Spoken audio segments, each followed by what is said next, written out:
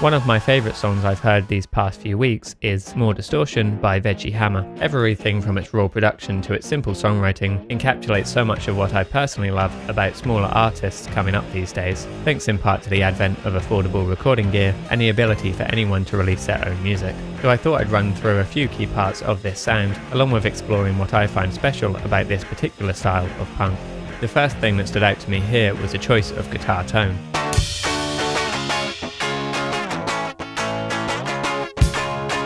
Often, you might associate certain styles of punk with heavily distorted guitar sounds, like those from Mesas or Marshalls. However, here, I think the tone is far more reminiscent of some of their earliest proto-punk acts, like the Kinks or the Velvet Underground.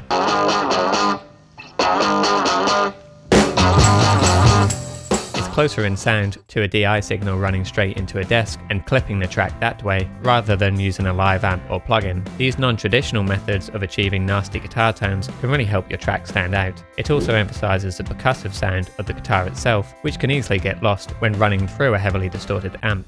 As an example of how to get a similar tone, I've got two DI'd guitar signals here, each playing the same part. Instead of using a plugin or running through my Axe effects, which I normally do, I've added foldback distortion to both tracks, and simply cranked the level up. It sounds kinda weird, but in a good way. Let me know if you agree.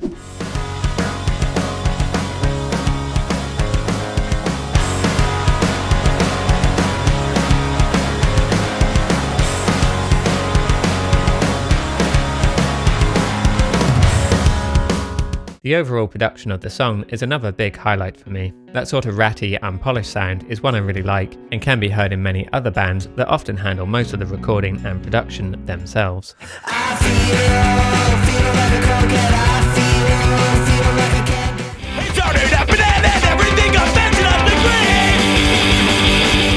It's a focus on building out a song and playing a lot with dynamics, rather than fixating on perfecting a guitar tone or drum sound. Fiddler's song Nudge is another great example of this, starting out sounding pretty bare bones in its recording, I got a nudge,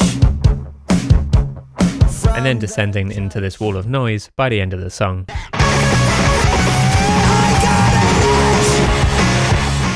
The other point I wanted to touch on is the arrangement. In many styles of rock music, I think arrangement is often an overlooked aspect. When you consider genres like classical music and even musicals, this is an entire job handled by one or more individuals. However, in a more traditional band dynamic, this role is often split between the musicians, producer, engineer, and even the mixer. If you're primarily recording yourself at home, it's worth breaking down songs first and then learning how to put them back together. In the case of More Distortion, the arrangement is quite stripped back compared to your typical modern productions. Most of the instrumentation and vocals are single-tracked and kept in the centre. The bulk of the song is actually in mono, with the only stereo information coming from the drum overheads, and then towards the end of the track when the horns and backing vocals are introduced.